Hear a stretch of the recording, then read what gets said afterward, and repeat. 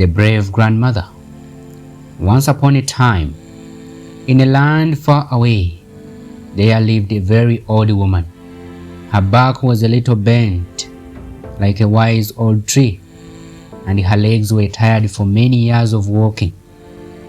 But even though she was old and alone on a dusty road, her eyes sparkled with a special kind of fire.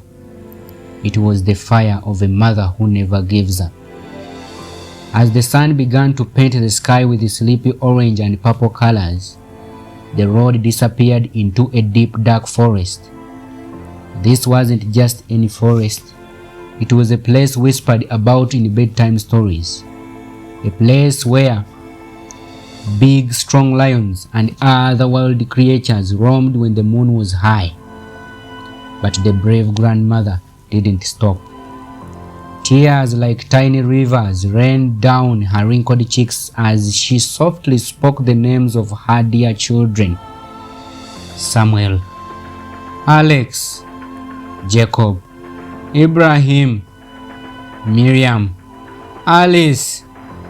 They left me a long time ago in 2013, she whispered to the tall trees. 30 years have passed and I haven't heard a single word. Did I do something wrong? Why haven't they come home to me? Her heart ached with every step, but her feet kept moving, carrying her deeper into the whispering woods, guided by a love stronger than any fear. Late that night, when the world was fast asleep, a strange chill filled the air. A soft, wispy voice, like the rustling of dry leaves, floated from the shadows behind the grandmother. "Why do you wake us?" the spirit asked, its voice gentle but sad. "This is our quiet time, when those who are forgotten can't sleep. We lost our way in these woods long ago, and our bodies became part of the earth, with no one to remember us. You are very old, dear mother. Are you a magic maker? Or are you looking for a long sleep?" The grandmother didn't turn around. Her voice was steady and strong. "I am a mother," she said. "If you are a spirit and you wish to take my life, then do so. My children have left me and my tummy is empty. I have nothing left but my search for them." The spirit paused, and its voice grew even softer, like a warm breeze. "I am a spirit, but I do not hurt. Please, keep walking. Your path is open, and you have a special job to do that you don't even know about yet. Your children didn't leave you because they wanted to. They were stuck in a place where the sun never shines. You will see them again when the right time is just right." When these comforting words came to this grandmother, the spirit seemed to be easy and good, though it faded away, leaving the grandmother with a tiny spark of hope in her heart. She knew she had to keep going. With the spirit's kind words echoing in her heart, the grandmother walked and walked. Her tired legs carried her until at last her body could go no further. She gently fell asleep on the edge of a small village. When she opened her eyes, she found herself in a cozy, humble home. A kind man named Hussein and his gentle wife were looking after her. "You are very lucky, Grandma," Hussein said with a warm smile, offering her a cup of cool water.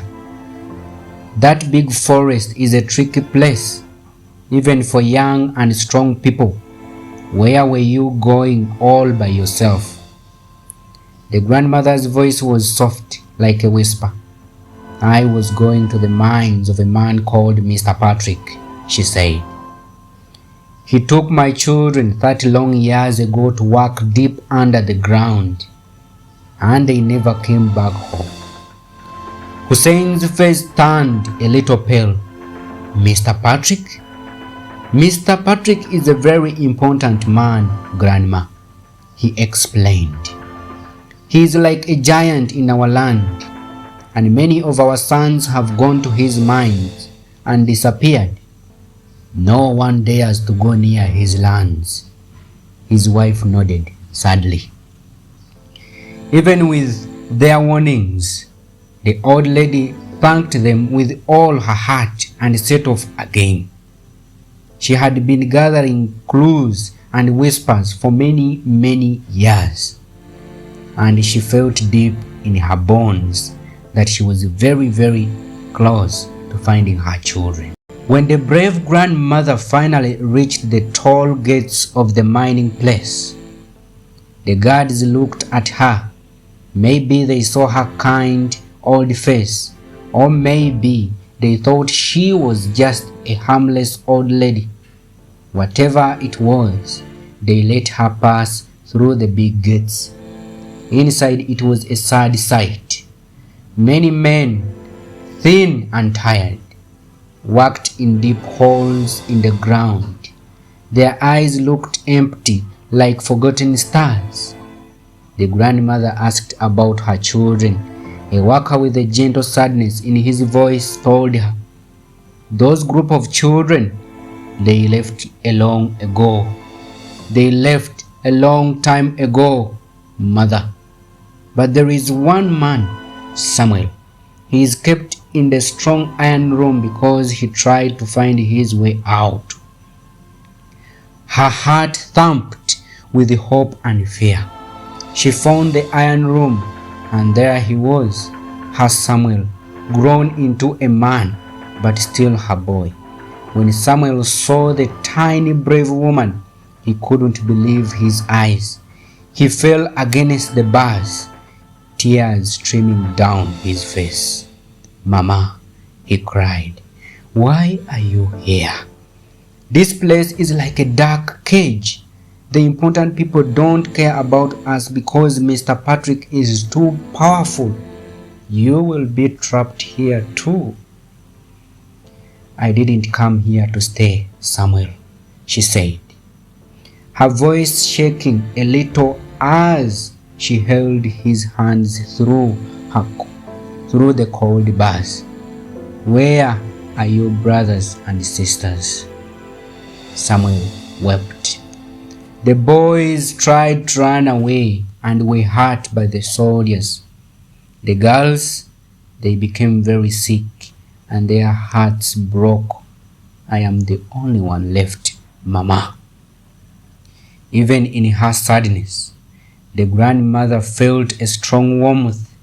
She knew she was closer than ever to unlocking the secret that held her son. Just as Samuel was telling his mama the sad news, a rumbling sound filled the air. It grew louder and louder like a giant monster coming closer. Then bright lights flashed and sirens wailed. The old lady smiled, a secret, knowing smile, even as tears still sparkled in her eyes. What the guards didn't know was that she was carrying a tiny special baton, a secret tracker given to her by kind people from the government.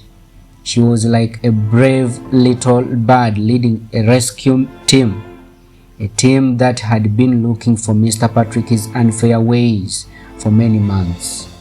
As the police rushed into the mining place, they began to set all the trapped workers free. Samuel was quickly pulled from his iron room, but the long, hard journey had taken its very last bit of strength from his dear mother. "Samuel," she whispered, her voice soft as a butterfly's wing, as she gently fell into his arms. "Listen closely. Our home is still waiting for you, just as it was. Your father, He waited for you for 3 years after you were taken, and then he went to sleep forever. Go to Mr. Bruno. When you get back to our village, he has kept everything safe for you. Everything I saved. I knew deep down that I might not leave this place alive. But now, my dearest boy, you are free. Mama, no, Samuel cried, his heart breaking, but his brave mother's eyes closed for the very last time.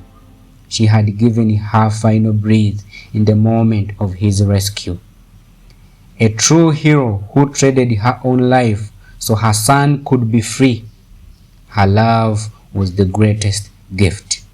Samuel returned to his village, not just as a free man, but a wealthy one, thanks to the land and treasures his mother had protected with all her might.